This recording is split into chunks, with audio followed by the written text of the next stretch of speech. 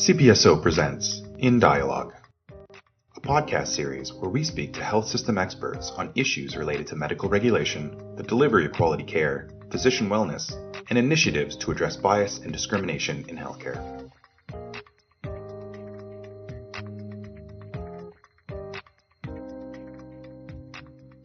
Welcome to In Dialogue. I'm Dr. Gratton, an OBGYN practicing in London, Ontario, and the 2023 CPSO Council President. We're pleased to be joined today by Mr. Imran Ahmed, the founder and CEO of the Center for Countering Digital Hate. Mr. Ahmed is an authority on the social and psychological malignancies of social media, such as identity-based hate, extremism, disinformation, and conspiracy theories.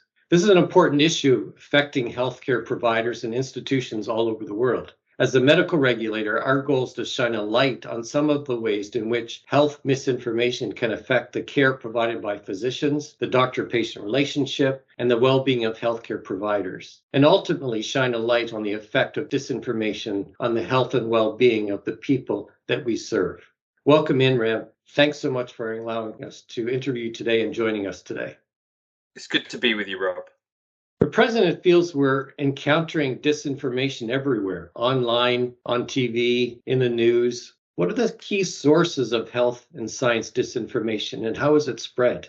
The truth is that the prevalence, the sheer scale of health disinformation is driven by a number of factors. One of them is just people who are misinformed, communicating to each other on social media platforms, sending each other misinformation. The second is very organized actors who spread disinformation for ulterior motives. And they're the ones who CCDH have really focused on in the past few years, particularly in the pandemic. Those people who profiteer by undermining faith in science-based mechanisms, in physicians, in the scientific establishment. But there's a third set of reasons for why we see this increased amount of disinformation, and that's because we use platforms now as the primary means by which we share information, we negotiate what we believe collectively, and that's social media. And social media is a space in which information is not given the same visibility. So everyone can post there, but what gets the most amplification is actually content that is, in their terminology, engaging. So stuff that basically gets people talking, that induces an emotional reaction, that triggers our desire quite often to defend science. So disinformation, because it's erroneous, because it's surprising, because it's often, conspiracist in nature, drives an emotional reaction, but it also drives a corrective reaction. And quite often that engagement is what means that disinformation is not just produced, it's also then amplified into millions of timelines around the world.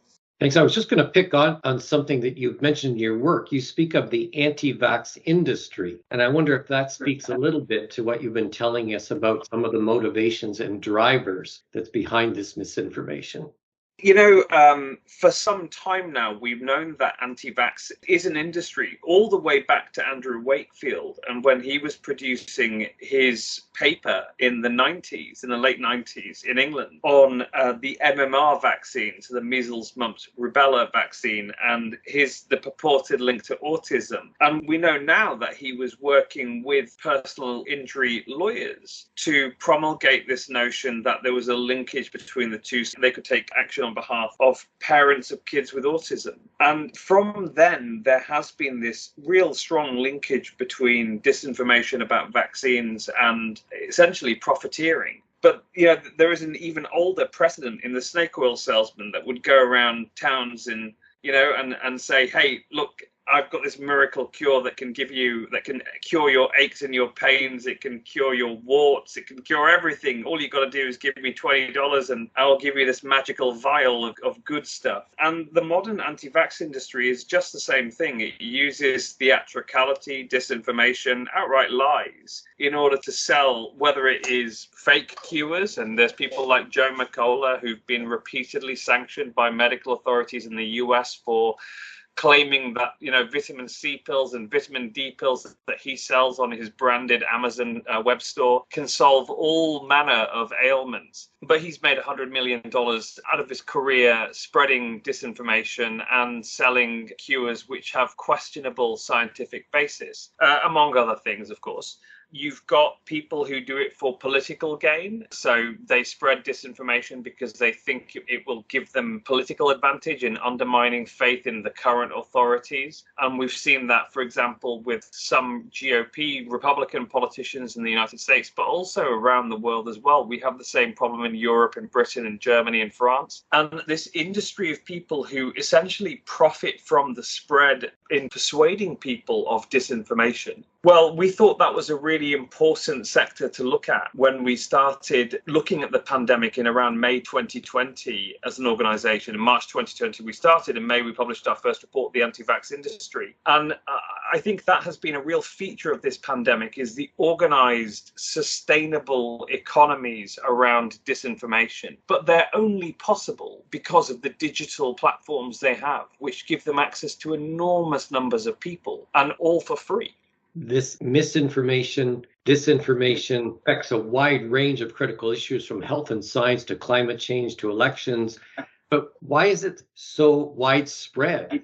We've talked a little bit about the motivation, but maybe I can ask you, how is it allowed to expand and to run rampant and apparently without safeguard or regulation?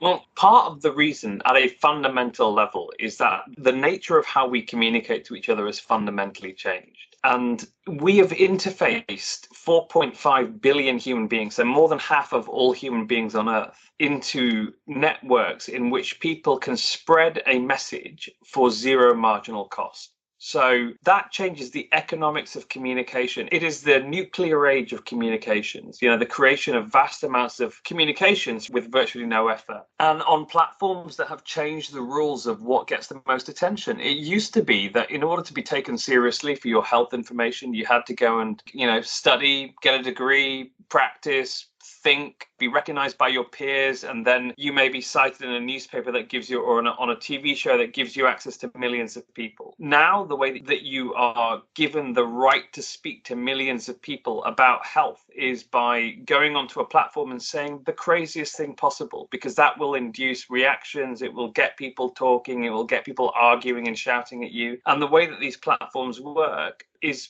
quite different. The economics and motivations to the communications mechanisms that we use to transmit information in our societies is quite different. It used to be that people competed on different factors to what they do now, because actually the reality of these platforms is that they only care about one thing, and that is whether or not you stay on that platform arguing, shouting, and consuming ads for as long as possible. And this is a species-wide shift in how we communicate as a species. Communications, we know, is what differentiates us from other species on Earth. We are a social species that managed to achieve so much more than the limits of our quite fragile corporeal beings by enmeshing ourselves in society and community and using language to communicate to each other. And if you can hack into and change the fundamental rules of how we communicate as a species, and then you can reweight that towards disinformation over good information, well, crumbs, you can start to rip apart what it means for us to,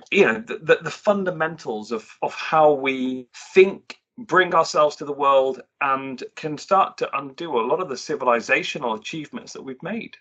And bringing it back to health and science disinformation, I think we've seen evidence of that profound impact. And maybe I could just get you to comment on how it has influenced people's interaction with the healthcare system and with their care providers, and that trust relationship on which it's really founded.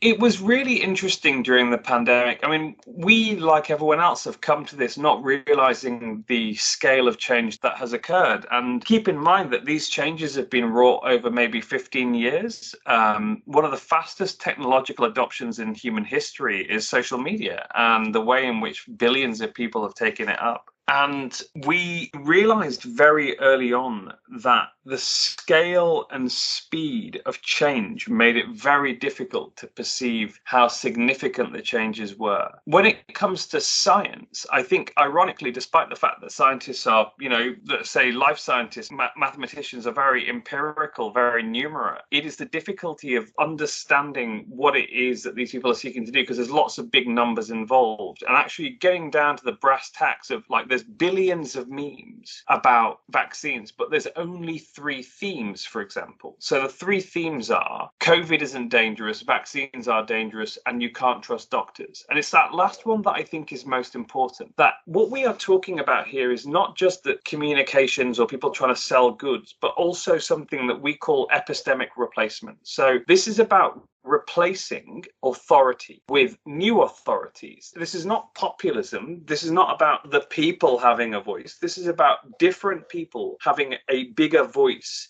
than scientists and physicians. Because if you can replace scientists, physicians as trusted relationships, as a source of authority, as the people that you go to when you're scared and you want someone to tell you what can I do? What advice would you give me? Your expertise is important to me. If you can replace those people, that is a very powerful thing to be able to do. And that's what knits together those other movements that you talked about earlier. So, whether it is fringe political actors, say white supremacists, or those who seek to overturn the order, what they all need to do is attack the existing order in whatever form they find it. So replacement of the epistemic authority of physicians, of surgeons, of the medical profession as a whole is the prime directive. Undermining those people is the prime directive of every malignant, these malignant anti-vax movements. As we know, there are people who say that you can cure cancer using different mechanisms. In fact, 2 of the most famous proselytizers of anti-vax disinformation, the Bollingers, were actually, the first website they had was The Truth About Cancer, which was a load of nonsense about how cancer can be cured, again, if you just follow their prescriptions and give them lots of money.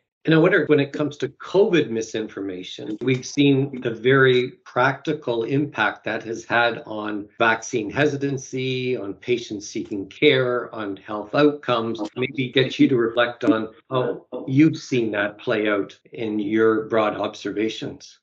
Yeah, I mean, look, the pandemic itself was a moment in which it was clarifying across a range of the issues that we talk about. So conspiracism is driven by, and belief in non-falsifiable conspiracist theories is driven by epistemic anxiety. And that's an anxiety not just about what's true or not, but about how to find out what's true or not. It's this kind of more deep angst, this yearning for certainty. And there are some people that haven't. So, another sort of psychological factor that's very linked to conspiracism is a need for closure, a need for certainty. I cannot imagine a more profound trigger of that sense in people than a pandemic that has the potential to take millions of lives, that has it with a new virus that is spreading rapidly across the world and terrorizing us, and in response to which we're being asked to take extraordinary measures. It is difficult now to remember that 2 years ago,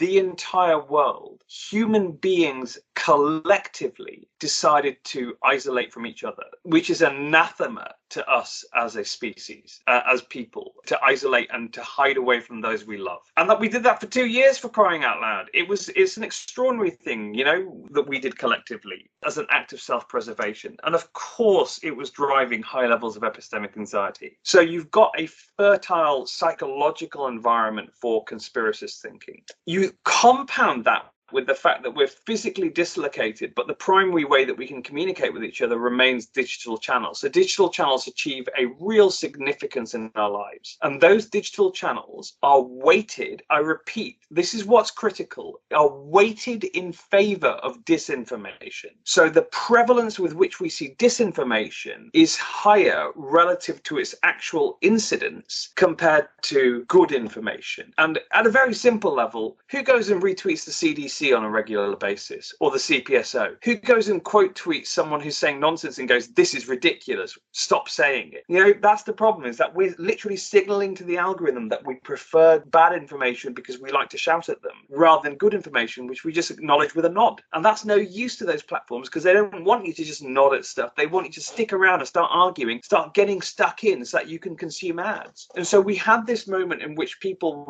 were particularly reliant on digital environments for information sharing and for understanding the world around them, interpreting what they thought was normal, what they thought people were feeling. Then you have an anti-vax industry that's had 20 years because it's really been outside the mainstream for 20 years. So non-mainstream movements have been really fast at picking up on digital channels for communications because it's very low cost to use, zero marginal cost for every additional message to every additional person. That is great opportunity for fringe movements because they can do what they do very, very cheaply. And you also have, I think, a public health industry that hadn't gamed this out in their heads and had no idea what they were doing, that still thought they were in the 1930s, where they could send out a missive from central headquarters and say, excuse me, citizen, we require you to go and hide yourself in your home for 2 years. Please accept our advice. It's based on something that you couldn't possibly understand. I understand it because I'm very clever.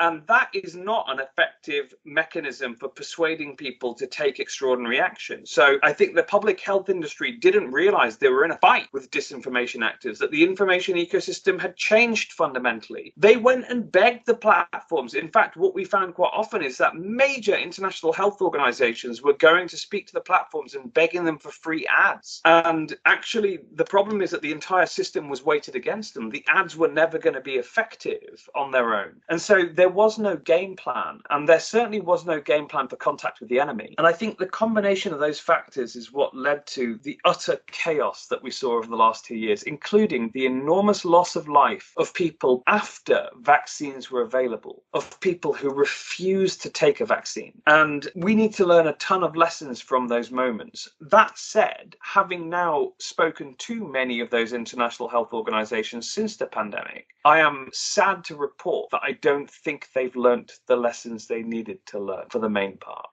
That's a sobering insight on your part. I just wonder, though, for us, I mean, we're going to have to partner in this, given the context that you described. So when we encounter these falsehoods online, when we feel we should correct or address it, but we also fear bringing further attention to the issue or bringing attention to ourselves, what is the best approach for healthcare providers, research, social media users to address disinformation when they come across it? So let me split this into two parts. And let me remind you again of something I said earlier about epistemic replacement. This is about replacement of physicians, surgeons, scientists, people who put in their hard yards in understanding their issue as sources of authority. The single most powerful counter to that is the trust that you already have, and behaving in a way that continuously earns that trust. The highest levels of ethics, of probity, of honesty, of quality of communications, of reaching out and showing worth and trust to those people that already trust you. The most powerful inoculation against disinformation is the trust, the love that most people feel for their physician, because that physician has protected them through thick and thin. And I think that the CPSO in particular is to be commended for having taken action against those people who have not lived up to the extraordinarily high standards that you set for yourselves as a profession. That saves lives. Those rules are not about having rules arbitrarily. They're about protecting the lives of your patient. And nowhere can that be clearer than in a war for epistemic authority, in which there are usurpers seeking to destroy those bonds of trust. And so that's the first thing. The second thing, I think, if you're talking specifically about online environment, disinformation's aim is to make itself be more seen and therefore normalized. So it's about frequency bias, it's about normalization, re-socialization of society to trust these fringe actors rather than, people who've earned that trust. And all the tactics they use, whether it's gaming the algorithm to work for them, these crazy networks of people that troll. Trolling is a very good example of this tactic. And why do bad actors troll? They do it to silence you. Because the greatest power you have is the power to authoritatively communicate to people on social media the truth. And I think not allowing yourself to be distracted by the prevalence of disinformation, leave the systemic disinformation analysis to those people who spend our lives making very cautious not to amplify it, but finding ways to remove that. You need to be thinking very hard about how you can get better at spreading your message. You know, there's tactics you can learn. There's things like building up not only your own channels, but also about supporting each other. Because actually, on systems that work on the network effect and engagement, actually having a network of people who are constantly reinforcing, communicating to each other,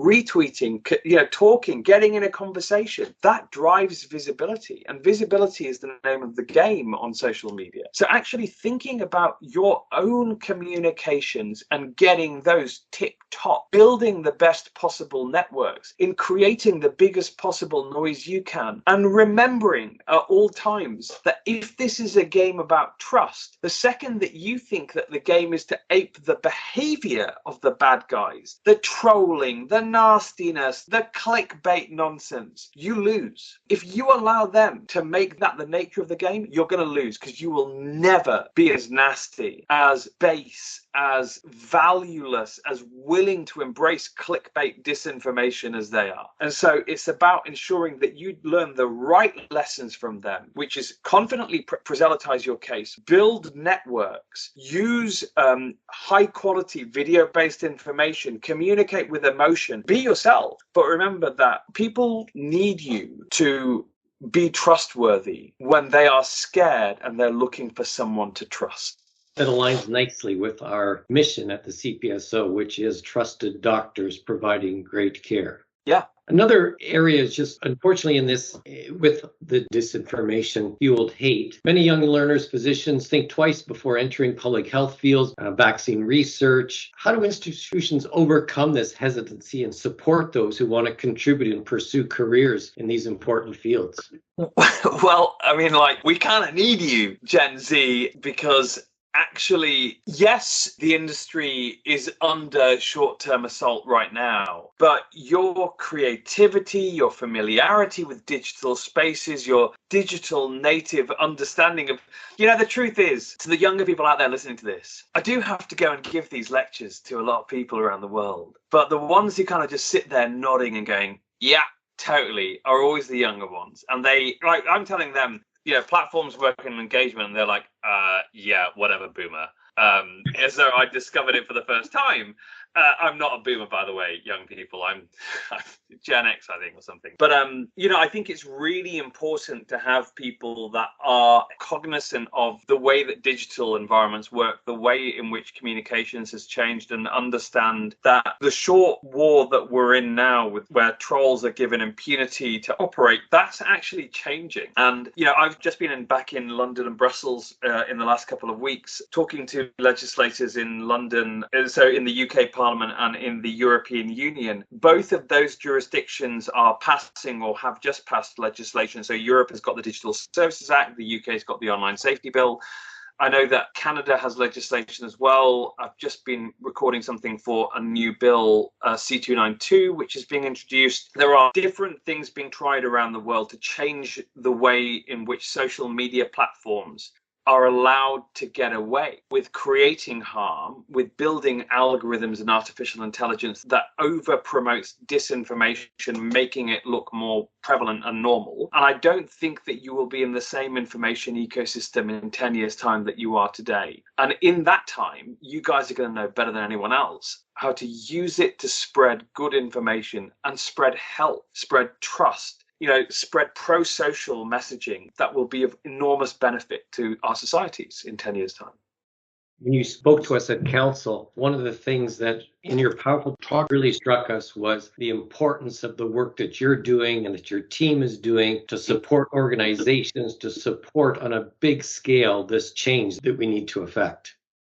I used to apologize for it at the start of every speech I gave, was to say, you may be wondering why the CEO of the Center for Countering Digital Hate is speaking to this medical body or this scientist body. And I'd always apologize, but I think we are increasingly aware, as you sort of intimated with one of your first questions, that we are in a common fight here, that so much of the world of science, the world of our values as societies, as tolerant, scientific societies, is being undermined. And we do a ton of work, for example, in climate change, in looking at the way in which disinformation about the way that our physical ecosystem is degrading through human greed because of the burning of hydrocarbons, the release of carbon dioxide, of other greenhouse gases, which is causing change to our climate. And the undermining of the scientific consensus on that by the amplified spread of disinformation on digital platforms. When you look at the hard-earned work that we've done on LGBTQ plus tolerance, on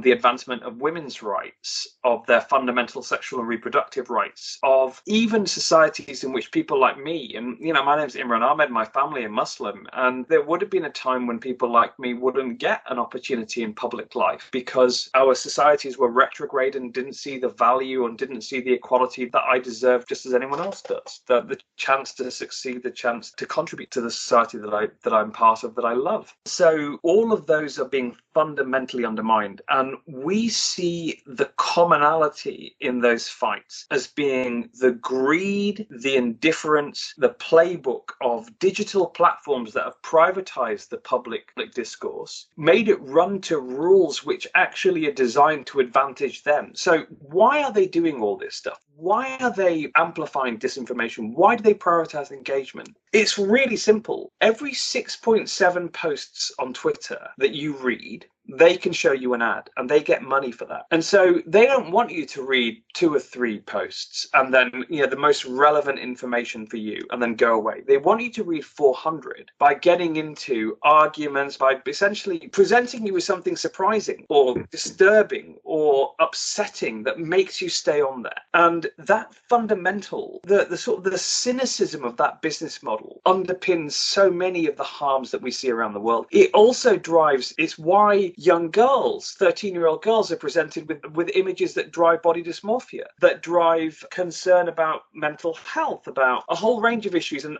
what we do as an organization is help other sectors understand what the problem is and how digital environments are changing the way that their sector works, the harms and the threats there, and then coalescing all of those concerns into a drive for change, because this is an industry that just requires it requires us to harness all the good things about it. And social media is fantastic in many, many ways, but also make it act in a slightly more responsible, transparent, accountable way in which they think about safety. So we've got something called the STAR framework. It's on our website, counterhate.com, in which, it's a basic framework in which we can make this industry not just work for its own profits, but also in part to service the needs of our societies and of people themselves. And that work, I think, is, we have found people to be enormously receptive to it.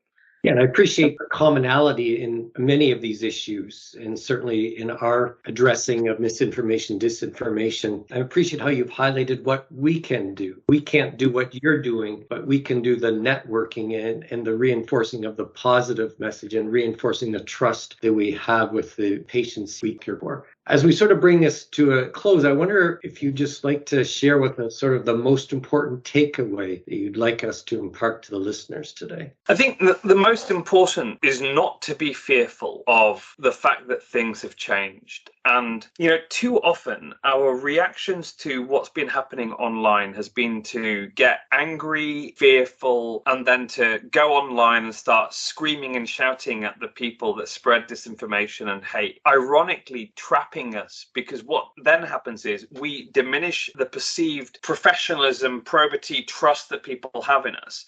And we also then amplify disinformation, hate, intolerance. And I think it is to understand the mathematics that underpins these platforms and to work it for yourself. So the first thing is, go out there. Do not engage with disinformation and hate. It just amplifies it. Go out and find some good information and engage with that. Go and produce some for yourself and then text your mates, WhatsApp them, DM them and say, I'd love it if you gave this a share too. Start to build networks to amplify good information, because I guarantee to you that's precisely how the bad guys did it, how they got started doing this. They built mutual networks to reinforce their messaging, initially online, but using a variety of mechanisms. And so, today, if you can do one good thing, don't engage with any BS. Go and find some good information and make sure that gets more attention. And that way we can rebalance the information ecosystem away from disinformation and towards good information. And I don't need to tell you the final bit of that, which is that,